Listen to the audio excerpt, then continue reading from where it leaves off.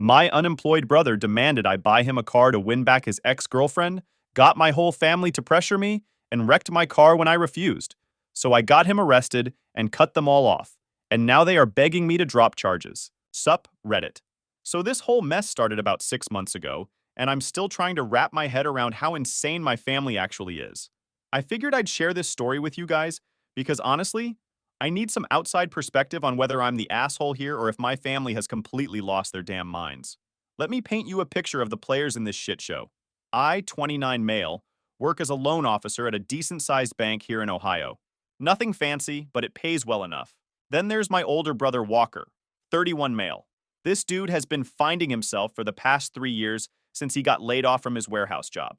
And when I say finding himself, I mean he plays Call of Duty until like 4 in the morning, sleeps until 2 p.m., and tells everyone he's working on his side hustle. Our parents are basically professional enablers at this point.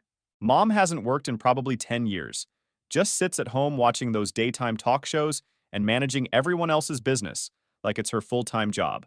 Dad's been at the same boring insurance company forever, comes home every day to mom complaining about something, and just nods along because it's easier than dealing with her when she gets worked up. They've been financially supporting Walker this entire time, paying his car insurance, giving him gas money, buying his groceries, letting him live in their basement rent-free. The whole family treats this grown man like he's still a teenager. So anyway, last Tuesday I'm at home after work, just chilling on my couch watching Netflix and eating leftover pizza, when someone starts absolutely pounding on my front door. Not normal knocking. This sounded like the police were about to break the thing down. I look through the peephole and it's Walker, and he looks like he just won the lottery or found out he's getting an inheritance or something. I open the door and this dude pushes right past me without even saying hello, starts pacing around my living room like a caged animal. He's got this manic energy that immediately put me on edge, because I know Walker, and when he gets excited about something, it usually means he's about to ask me for money or a favor. Dude, you're never gonna believe what happened, he says, still pacing back and forth in front of my TV. What's up? I ask, already getting a bad feeling about where this is going. Harper broke up with me. Walker's been dating this girl Harper for about 8 months. She works at one of those upscale hair salons downtown, where a basic cut costs like $80. And honestly, she seems way too put together and ambitious for someone like my brother. I always wondered what she saw in this unemployed guy who lives with his parents and has no real goals in life. Now, normally when someone tells you their girlfriend dumped them, you expect them to be upset or depressed, or at least a little bummed out. But Walker is acting excited about it, which confused the hell out of me. Okay, why do you look happy about that? He explained that Harper told him he needed to get his life together, and apparently he'd figured out exactly what that meant. He needed a car. Not just any car, a real car that would show he was serious about his future. This is where I should mention that Walker has been driving our dad's old 2008 Honda Civic for the past year since his piece of crap Pontiac finally died and left him stranded at a gas station. When I pointed out that he already had a car, Walker went into this whole explanation about needing something that screamed success and ambition. I was starting to see where this conversation was heading, and really hoping I was wrong. Walker pulls out his phone and shows me a picture he's been looking at. It's a brand new BMW M4 with all the fancy options you can imagine. Leather seats, premium sound system, sport package, the whole 9 yards. The price tag at the bottom of the screen says $78,000. I literally laughed out loud. I thought he was messing with me, like this was some kind of joke and he was going to show me a picture of a reasonable used car next. But Walker wasn't laughing. He was dead serious, staring at me like I should be getting excited about his brilliant plan. I told him good luck with that, and maybe he should start with something more realistic. That's when he launched into his theory about how Harper was used to dating guys with money and needed to see that he was on her level. The logic was so backwards it hurt my brain. In Walker's mind, rolling up in a $78,000 BMW would somehow prove to Harper that he's ambitious and has his life together. Never mind that he doesn't have a job, any savings, or any way to actually afford this car. Those were just minor details in his master plan. When I asked how he planned to pay for a $78,000 car, he gave me this look like I was the idiot for not immediately understanding his brilliant scheme. Apparently, I could easily co-sign for him or just buy it outright and he'd pay me back. When I pointed out that he didn't have a job, he said he'd get one because having the car would motivate him. Plus, he had some big things in the works. I told him I couldn't co-sign for a loan that expensive, and definitely wasn't buying him a car that costs more than most people make in a year. His whole attitude changed instantly. The fake excitement disappeared, and he got this entitled, indignant look that I remembered from when we were kids. This was the same expression he used to make when mom told him he couldn't have a second slice of cake, or when dad wouldn't give him money for video games. He started going on about how I make good money, and what else was I spending it on, since I don't have kids or a wife. When I said I was spending it on my own life like rent and savings, he hit me with the classic line about how family helps family. There it was, the family card, Walker's go-to move whenever he wants something from someone. He genuinely seemed to think that because we share DNA, I owe it to him to fund his ridiculous fantasies. After about 20 minutes of going in circles, with Walker getting more frustrated and entitled, he finally called me selfish and stormed out of my house. He slammed the door so hard that my neighbor's dog started barking. I figured that was the end of it. Walker has always been dramatic, and I thought maybe after he cooled off for a few days, he'd realize how ridiculous his request was and start looking for actual jobs instead of dreaming about luxury cars he can't afford. Man, was I wrong about that. This was just the beginning of the family drama that was about to unfold. 2 days later, I'm sitting at my desk at work trying to focus when my phone rings. The caller ID shows it's mom, which immediately puts me on edge because she never calls me at work. Like ever. So I picked up thinking there was some kind of emergency. Christian, honey, I need to talk to you about Walker. And there it was. No emergency, just mom wanting to discuss my brother's latest scheme. I should have known better. Walker had obviously gone straight home after our conversation and told her his version of events, where I was the heartless villain who refused to help my poor struggling brother who just needed a little support to get back on his feet. I stepped outside the bank so my coworkers couldn't overhear what was probably going to be an uncomfortable conversation. Mom launched into this whole speech about how Walker was going through such a difficult time and how the breakup with Harper had really devastated him. According to her, he just needs a little motivation, Christian. Something to show him that good things are possible. The way she talked about it, you'd think Walker was some kind of wounded war veteran who needed therapy, not a grown man who'd been unemployed by choice for 3 years. The logic was completely backwards. Most people get the job first, then buy the car with the money from said job. But in Mom's world, Walker needed the car to inspire him to work. When I explained that Walker wasn't looking at just any car, but wanted a $78,000 BMW with all the fancy options, Mom didn't even blink. She said he deserved something nice after everything he'd been through. Like getting dumped by your girlfriend somehow entitles you to luxury goods that you can't afford. In her mind, Walker's emotional pain justified spending more money than most people see in 2 years. Then came the guilt trip that I'd been expecting since the moment she called. Mom reminded me about all the sacrifices they'd made for me growing up, how family should always come first, how I was the only one in the family with real money, so it was my responsibility to help out when needed. Christian, you're doing so well for yourself. Walker just needs a little boost. When I pointed out that $78,000 wasn't exactly a little boost, she said it wasn't like I'd be giving the money away since Walker would pay me back. The woman genuinely seemed to believe that Walker's promise to eventually repay me was as good as cash in the bank. The entitlement was breathtaking. She wasn't asking if I could help or suggesting that maybe Walker should look into more affordable options. She was essentially demanding that I fund her golden child's midlife crisis because that's what family does.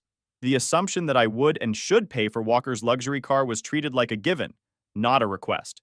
When I told her I wasn't buying Walker any car, her whole tone changed.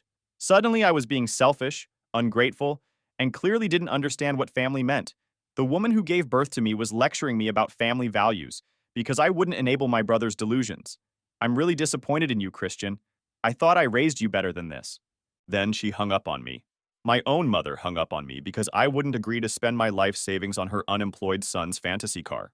I stood there in the parking lot of my workplace, staring at my phone and trying to process what had just happened. That evening, I'm at home making dinner and trying to decompress from the day when someone starts knocking on my door. Normal knocking this time, not the aggressive pounding that Walker had done earlier in the week. So I figured maybe he'd come back to apologize for being such an entitled ass. Nope. It was Mom, and she looked pissed. She didn't wait for me to invite her in, just pushed past me like she owned the place, and made herself at home at my kitchen table. The audacity of showing up uninvited to lecture me in my own house was unreal, but perfectly in character for Mom. She launched into this whole speech about family responsibility and how I was being selfish by not helping Walker when he needed it most. According to Mom, since I was the successful one in the family, I had an obligation to help Walker when he was struggling. She kept emphasizing that I didn't have any dependents, like that meant my money should automatically go toward funding my brother's ridiculous schemes. You don't have children to think about, Christian. What are you saving all that money for? She seemed genuinely confused about why I would want to keep my own money for myself. Like the concept of personal financial goals was foreign to her. The conversation got heated when I pointed out that Walker was a grown man who needed to figure out his own problems. Mom acted like I'd suggested abandoning a child on the side of the road. He's not asking you to solve his problems. He's asking for help getting a car. When I reminded her that we were talking about a $78,000 luxury sports car, not some basic transportation, she said I was being dramatic and that lots of people have nice cars. She completely ignored the fact that those people usually have jobs and income to support their car payments. When I refused to budge on the car issue, she completely lost it, started yelling about how ungrateful I was, how much she'd sacrificed for me over the years, how I owed it to the family to help Walker get his life together. She was acting like buying him a BMW was some kind of moral imperative that any decent son would understand. Finally, I told her the conversation was over, and that if she thought Walker needed a car so badly, she and Dad could figure it out themselves. The suggestion that they should handle their own son's problems instead of dumping them on me seemed to genuinely shock her. She stood up so fast she knocked over her chair and stormed toward the door. Before leaving, she turned around and delivered her parting shot about how I was going to regret this decision and how family should mean more to me than money. She slammed my door so hard that the windows rattled and my neighbor's dog started barking again. I was left standing in my kitchen, shaking with anger and trying to process the fact that my own mother had come to my house uninvited to demand that I spend my life savings on her golden child's midlife crisis car. The woman had completely ignored every reasonable point I'd made about Walker needing to get a job first, about the car being ridiculously expensive, about him having no way to make payments. None of that mattered to her, because in her mind, I existed to solve Walker's problems, and my reluctance to do so was just selfishness that needed to be overcome. I knew this wasn't over. Mom doesn't give up easily when she wants something, and she definitely wasn't going to let this go. But I had no idea just how far she was willing to take things to get her way. So the next day, Dad calls. Dad started off trying to sound reasonable and diplomatic, which is his standard approach whenever Mom gets worked up about something. He said Mom was pretty upset about our conversation the night before, and felt like I'd been disrespectful to her. He acknowledged that she gets passionate sometimes, which is Dad's polite way of saying she goes completely unhinged when she doesn't get her way, but suggested maybe we could find some middle ground on the Walker situation. What if instead of the BMW, you helped Walker get something more reasonable, like a nice used car? There it was. Dad wasn't trying to solve the actual problem, which was Walker being an entitled, unemployed loser who expected other people to fund his lifestyle. He was trying to get me to compromise just enough that Mom would stop making his life miserable at home. He didn't care whether it was good for Walker or fair to me. He just wanted the family drama to go away so he could have some peace. When I explained that it wasn't about the specific car, but about the principle of not enabling Walker's bad decisions, Dad got uncomfortable. He doesn't like conflict, and he especially doesn't like having to choose sides between Mom and one of us kids. I understand what you're saying, son, but he's really struggling right now. Maybe just a down payment? Dad, if you think Walker needs a car so badly, then you get him one. There was silence on the other end of the line. Dad clearly hadn't expected me to turn it back on him. Christian, you know we don't have that kind of money. Then maybe Walker doesn't need a $78,000 car. When I told him I loved them both but wasn't changing my mind, and that if they thought Walker needed a car so badly they could figure out how to get him one without dragging me into it, Dad sighed like I'd just crushed his last hope for avoiding World War III at home. I was afraid you'd say that. Your mom's not going to let this go, you know. And he was absolutely right about that. Dad knows Mom better than anyone, and if he was warning me that she wasn't done fighting about this, I knew I was in for a long battle. The man has been married to her for over 30 years. He's seen how she operates when she wants something and doesn't get it right away. After I hung up, I sat there thinking about how screwed up the family dynamics had become. Mom treats Walker like he's still a helpless child who needs constant support. Dad enables Mom's enabling because it's easier than confronting reality. And I'm expected to fund the whole dysfunctional circus because I'm the only one with any money saved up.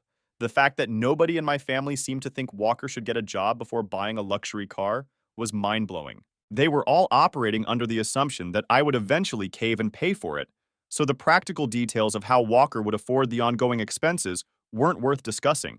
I was starting to realize that this wasn't just about a car. This was about the fundamental family dynamic where Walker's wants always took priority over everyone else's needs, and anyone who didn't fall in line was made to feel guilty about not being supportive enough. I'd been playing along with this dysfunction for years, but apparently drawing the line at $78,000 was going to be the thing that finally exposed how toxic the whole system really was. A few days passed quietly after Dad's phone call, and I thought maybe they'd finally accepted my decision and moved on. Then my cousin Jennifer texted me, asking what was going on with Mom's Facebook posts. I don't really use Facebook much anymore, but I logged in to see what she was talking about. Mom had been busy painting herself as the victim of an ungrateful child. She'd posted a series of passive-aggressive messages over the past few days that were clearly aimed at me. It's sad when children forget everything their parents sacrificed for them. Some people only care about money. Praying for my son who's going through a difficult time. Unfortunately, not everyone in the family wants to help. She didn't mention me by name, but it was obvious what she was doing. Making herself look like the long-suffering mother and me look like the selfish son who abandoned his family over money. Several relatives had commented with supportive messages and crying emojis. The entitlement was staggering. She was literally putting our family business on social media to try to shame me into compliance. In her mind, refusing to buy Walker a BMW was such an obviously wrong decision that public humiliation was justified. But that was just the beginning. Over the next few days, relatives started calling. Mom had called every single one of them with her version of the story, where Walker just needed help getting a regular car, and I was being unreasonably stubborn. Each conversation followed the same pattern. They'd start by saying they didn't want to get involved but had heard Walker was struggling, and maybe I could help him out. When I explained that Walker wanted a $78,000 BMW and had no way to pay for it, they'd act surprised and say, "That's not what Mom told them." 78,000? Your mom said he just needed help with a car. But even after hearing the real story, most of them still thought I should compromise somehow. Maybe get him a cheaper car, or help with a down payment, or co-sign for something more reasonable. The idea that I might say no completely was apparently unthinkable. Grandma was the worst. She laid on the guilt thick, talking about how her sons always helped each other during hard times, how disappointed she was that Walker and I couldn't work together, how family is all we have in this world. She kept saying things like, "Money comes and goes, but family is forever." Like that was supposed to convince me to bankroll Walker's delusions. The whole family had this attitude that my money was somehow communal property. Since I was doing well financially, I owed it to everyone else to share the wealth when they needed it. The concept that I might want to keep my own money for my own future was treated like some kind of character flaw. What really got to me was how they all bought into Mom's narrative without questioning it. None of them thought to ask why a grown man with no job deserved a luxury car, or why his problems were automatically my responsibility to solve. They just accepted that Walker needed help, and I should provide it because I had money. The social pressure was intense.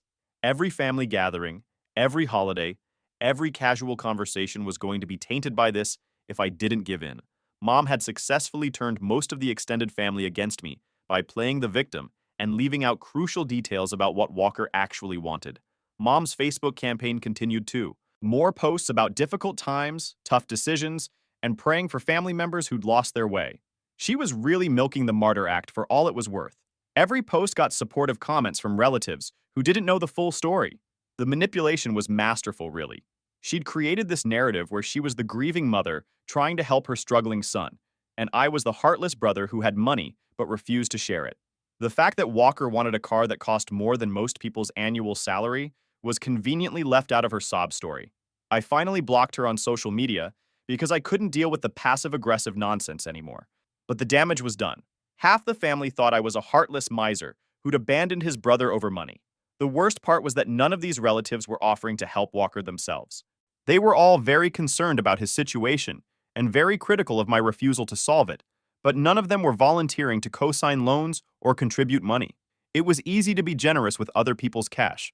Aunt Carol was especially hypocritical because she kept talking about how important it is to help family. But when I suggested she could contribute to Walker's car fund, she suddenly had excuses about her own financial situation. Apparently, family loyalty only applied when it was my money being spent. The whole experience showed me how toxic the family dynamic really was.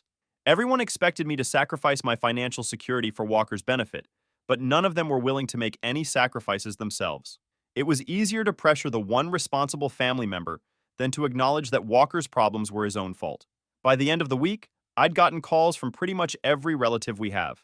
Mom had done a thorough job of rallying the troops and painting me as the villain, but their pressure tactics were just making me more determined not to give in.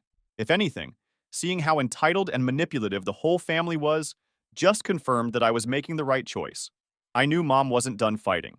The social media campaign and family phone tree were just the opening moves.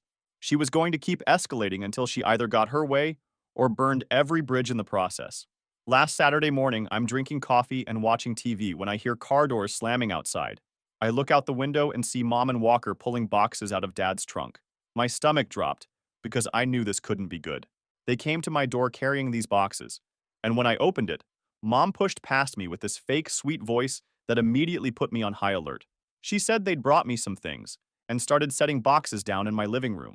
Inside the boxes was all my old stuff from their house. They'd clearly gone through my old room and packed up everything that belonged to me. When I asked why they were doing this now, Mom stood up with her arms crossed and delivered her ultimatum. Since you've made it clear that you don't consider yourself part of this family anymore, we thought you should have your belongings back. I never said I wasn't part of the family. I just said I wasn't buying Walker a car. Same thing. Family members help each other. If you won't help Walker, then clearly you don't want to be part of this family. The logic was insane, but perfectly in character for Mom. In her mind, refusing to buy Walker a car was the same as rejecting the entire family. Since I wouldn't fulfill my obligation as the family ATM, I was clearly choosing money over blood, and therefore didn't deserve to be part of the family anymore. Walker just stood there with this smug look on his face, like they were really showing me what's what. He was enjoying this little performance, probably thinking it would finally force me to apologize and agree to buy him his car. When I said okay and thanked them for bringing my stuff, they both looked confused. This wasn't the reaction they were expecting. They wanted me to beg, to apologize, to promise I'd reconsider if they'd just take me back into the family. Instead, I was treating their dramatic gesture like a minor inconvenience. Mom got that frustrated look she used to get when her manipulation tactics didn't work on me as a kid. So that's it? You're really going to let your family walk out of your life over money? You're the ones walking away, not me. I'm just not going to chase after you. You're being a real piece of shit, you know that? Walker said, stepping forward. Watch your mouth in my house. They headed toward the door and I thought they were finally leaving. But instead of getting in the car, Walker walked over to my Honda Accord in the driveway. I watched through the window as he pulled out a knife and started slashing my tires. Not just one or two, all four of them. And Mom just stood there watching, not even pretending to disapprove. The entitlement was unbelievable. They'd come to my house, delivered their little ultimatum, and when I didn't react the way they wanted, they destroyed my property. In their minds, I'd forced them to do this by being unreasonable. I ran outside and asked what the hell he was doing. Giving you something to spend your precious money on, Walker said, finishing up the last tire. You're insane, both of you. Mom shrugged. Maybe now you'll understand how it feels when family doesn't help you. The twisted logic was amazing. They just cost me hundreds of dollars in tire replacement because I wouldn't give Walker tens of thousands for a luxury car. In their minds, this was some kind of poetic justice. I called 911 right there in front of them.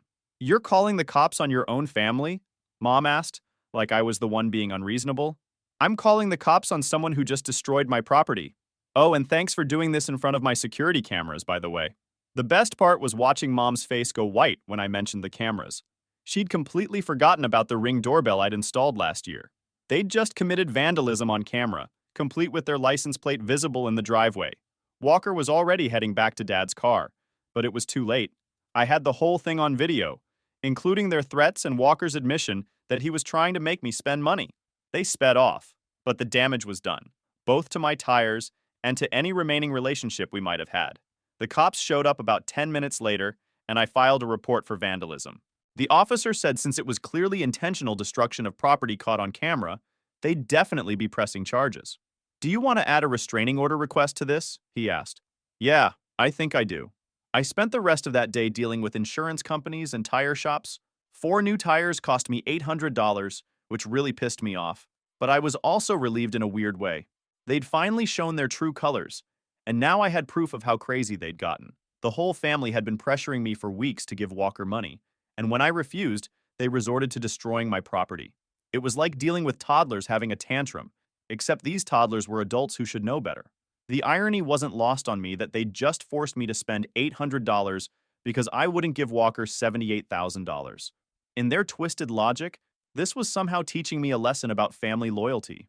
All it really taught me was that I'd made the right decision staying away from their dysfunction. I kept thinking about how Mom just stood there watching Walker slash my tires, She didn't try to stop him or tell him it was wrong.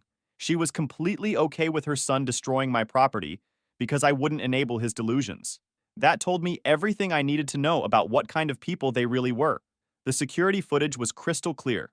Walker with the knife, Mom standing there approving, both of them making statements about teaching me a lesson. The cops said it was one of the most clear-cut vandalism cases they'd seen because the perpetrators had essentially confessed on camera. I knew this was the end of any relationship with Mom and Walker. There was no coming back from this. They'd burned the bridge so thoroughly that even if they wanted to apologize later, I wouldn't be able to trust them again. Anyone willing to destroy your property over money isn't someone you want in your life. The restraining order got approved on Monday. Mom and Walker are now legally required to stay away from me and my property. Dad can still contact me, but he hasn't. I think he's embarrassed about what happened, or maybe Mom has forbidden him from talking to me. I sent Walker a bill for the tire replacement via certified mail with my lawyer friend's letterhead. $800 for 4 new tires, plus court costs if he doesn't pay up in 30 days. Haven't heard back from him yet, but I'm not holding my breath. The best part has been watching the family dynamics shift. All those relatives who called to pressure me about helping Walker, they're singing a very different tune now that word got around about the tire slashing incident. My cousin Jennifer was the first to call and apologize. Turns out Mom had made it sound like Walker just needed help with a reasonable car purchase, and I was being stubborn. She definitely left out the part about the $78,000 BMW and Walker's complete lack of employment. I had no idea it had gotten that crazy. Your mom made it sound like you were just being difficult about helping with a car. Aunt Carol called too, embarrassed about getting involved. Even Grandma called to say she was disappointed in Walker's behavior and that destroying property was never acceptable. No apology for the guilt trip, but at least she acknowledged that Walker crossed a line. The real validation came when Harper texted me.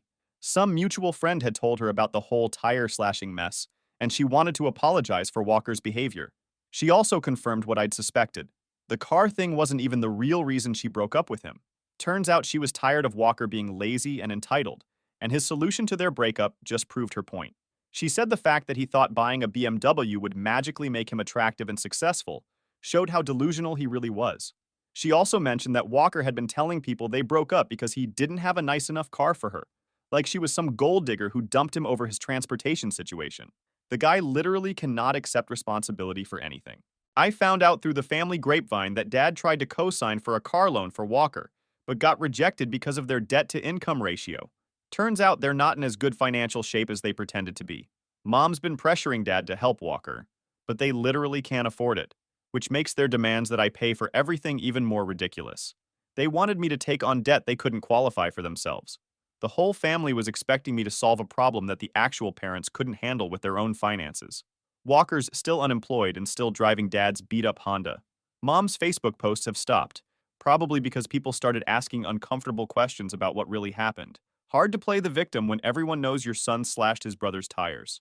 I'm honestly relieved this whole thing is over. For years, I felt guilty about not having a closer relationship with my family, but now I realize they were just using me. Every interaction was about what I could do for them, never about actual relationships. I changed my phone number and didn't give it to any of them. If there's a real emergency, they can contact me through work. But I'm done dealing with their drama and entitlement. Some people think I'm being too harsh, cutting off my whole family over money. But it was never about money. It was about respect. They showed me that they don't see me as a person, just as a resource to be exploited when needed. The restraining order is good for 2 years. Hopefully by then, they'll have figured out their own problems and stopped expecting me to fix them. If not, I'll just renew it. The security cameras turned out to be the best investment I ever made. Not only did they catch Walker's vandalism on tape, but they also gave me peace of mind knowing that if any of them show up again, I'll have evidence. I still think about Dad sometimes and wonder if he's okay. He's stuck in that house with Mom and her anger about the whole situation. But he made his choice when he tried to pressure me into enabling Walker instead of standing up for what was right. Maybe someday he'll realize that keeping the peace isn't worth sacrificing your kid's financial security. As for Walker, last I heard he got arrested for failing to appear in court for the vandalism charges. Apparently he thought ignoring the court date would make the whole thing disappear. Mom posted on Facebook asking for money for his bail, but based on the lack of responses, I don't think anyone's falling for her sob stories anymore. I sleep better at night knowing I don't have to worry about the next financial emergency Walker is going to create, or the next guilt trip Mom is going to lay on me. My money stays in my bank account where it belongs, and I can plan for my own future without factoring in my brother's bad decisions. The funniest part is that Walker still doesn't have his BMW.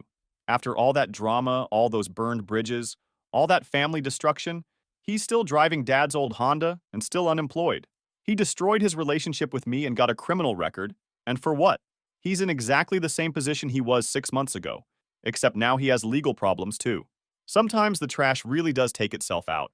I'm just glad I finally stopped enabling it.